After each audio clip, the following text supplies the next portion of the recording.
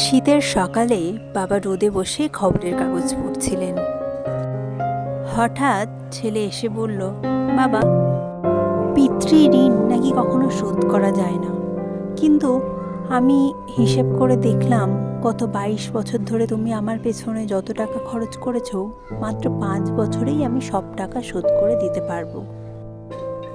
বাবা মুচকি হেসে বললেন, তুই যদি টাকার হিসেব কষিস তাহলে হয়তো তুই টাকার পরিমাণটা শোধ করে দিতে পারবি, কিন্তু বয়সটা কি ফিরিয়ে দিতে পারবি? পারবি? সেই বয়সে করার শখগুলো সেই বয়সেই পূরণ করে দিতে পারবি? এটা শুনে ছেলে একটু বিব্রত হলো, কিন্তু কিছু বলল না।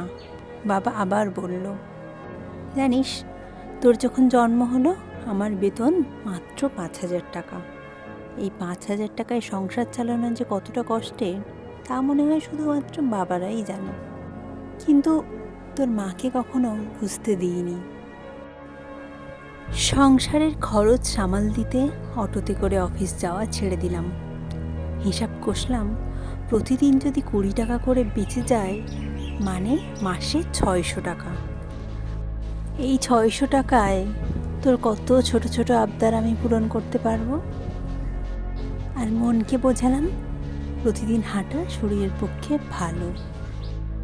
তারপর তুই একটু বড় হলি, স্কুলে ভর্তি হলি, গলা জড়িয়ে আবদার করতে শিখলি। তো স্কুলের খরচ, ছোট ছোট আবদার পূরণ করতে গিয়ে আমি হিমশিম খেয়ে যেতাম। মাসের শেষে বড্ড ভয়ে ভয়ে থাকতাম, জানিস তো, যদি তুই কিছু আবদার করে বসিস আর বাবা হয়ে আমি যদি সেটা পূরণ করতে না পারি। কখনো কখনো রাতে ঘুমও হতো না। তারপর সব ভেবে 2টো টিউশন নিলাম। অফিস যাওয়ার আগে সকালে একটা টিউশন পড়াতাম, কোনো রকম নাকে মুখে গুজে খাবার খেয়ে অফিস যেতাম। তারপর অফিস শেষ করে আরেকটা টিউশন পড়িয়ে বাজার করে ঘরে ফিরতাম। আর সেই সময় তুই ফোন করে, বাবা আমার জন্য এটা আনবে ওটা আনবে আবদার করে বসতিস। আর সেই আবদারগুলো পূরণ করতে পেরে মনে যে কতটা শান্তি আসতো তোকে বলে বোঝাতে পারবো না। মনে হতো এই কষ্ট করা আমার সার্থক হয়েছে। যখন বাড়ি ফিরতাম তুই আমার কোলে ঝাঁপিয়ে পড়তিস। ক্লান্তিতে আমার চোখ দুটো বন্ধ হয়ে আসতো। তারপরেও তোর এই দুষ্টুমিগুলো আমার বড় ভালো লাগতো।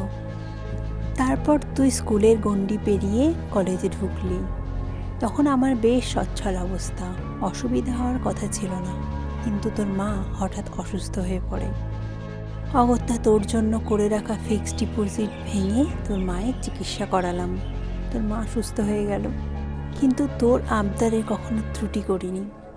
জানিস, আমার বাইকের বড় শখ ছিল, আর এই শখের বশেই হয়তো একদিন রাতে স্বপ্ন দেখে ফেললাম আমি বাইকে চড়ে অফিস যাচ্ছি। ভেবেছিলাম কিস্তিতে একটা বাইক নিয়েই নেব, কিন্তু পরদিন সকালেই তোর ফোন এলো, বাবা আমার একটা ল্যাপটপ লাগবে, আর কাজ চলছে না ফোন দিয়ে। আমার বাইকের স্বপ্ন বাদ দিয়ে তোর ল্যাপটপ আনলাম। আজ তুই ভালো চাকরি করিস, চাইলেই তুই সবচেয়ে ভালো বাইকটা আমায় কিনে দিতে পারবি, কিন্তু বাইক চালানোর ক্ষমতা আমার আর নেই। তখন আমার দেওয়া 10 টাকা হয়তো এখন তোর কাছে 10 পয়সার সমান। সেই 10 টাকা দিয়ে তুই কত কিছু করতে পারতিস। তোর বন্ধুদের সাথে ঘুরতে যেতে পারতিস, আইসক্রিম খেতে পারতিস, ফুচকা খেতে পারতিস, নিজের ছোট ছোট শখগুলো পূরণ করতে পারতিস। আর এখন যদি আমি তোর কাছে 1,000 টাকাও নিই, সেটা হয়তো কাজে লাগে আমার ব্লাড সুগার চেক করাতে অথবা মাসের ওষুধ কিনতে। এখন প্রায় সব কিছুই খাওয়া বারণ সুগার কোলেস্টেরলের জন্য। তাই তো আমি কল্পনায় বিচরণ করি। কল্পনায় আমি বাইক নিয়ে ঘুরে বেড়াই, তোর মাকে নিয়ে ফুচকা আইসক্রিম খেতে যাই। একটা কথা কি জানিস, বাবারা ছেলেকে ভালোবাসে, হয়তো মুখে বলতে পারে না, কিন্তু সারা জীবন বটগাছের মতো ছায়া হয়েই থাকতে চায়। একটা বাবার কাছে সবচেয়ে কষ্টকর বিষয় কি জানিস, ছেলের মৃতদেহ কাঁধে নিয়ে যাওয়া। আমি চাই সেটা ভুলেও না হোক, আর শেষ যাত্রায় আমি তোর কাঁধে চেপে যেতে চাই। তাতে হয়তো তোর একটা ঋণ শোধ হবে, কোলে চাপার ঋণ। যদি তুই বলতিস ভালোবাসা দিয়ে ঋণ শোধ করে দেব, সেটাও হয়তো কম হয়ে যেত, কিন্তু খুশি হতাম। আচ্ছা, তোকে একটা প্রশ্ন করি। ধর তোর বিয়ে হয়েছে আর একটা ছেলেও হয়েছে, তুই আমাকে ও তোর ছেলেকে নিয়ে ঘুরতে গেছিস। মাঝ নদীতে প্রচুর ঝড় উঠলো, উল্টে গেল নৌকাটা। তুই একজনকেই বাঁচাতে পারবি, তুই কাকে বাঁচাবি? এটা শুনে ছেলে অনেকক্ষণ চুপ করে রইল, কোনো উত্তর দিতে পারল না। বাবা বলল, উত্তর দিতে হবে না, আমি জানি এর উত্তর কী হবে। বাবারা এমনই হয়, সব ছেলে বাবা হতে পারে, কিন্তু বাবারা আর ছেলে হতে পারে না।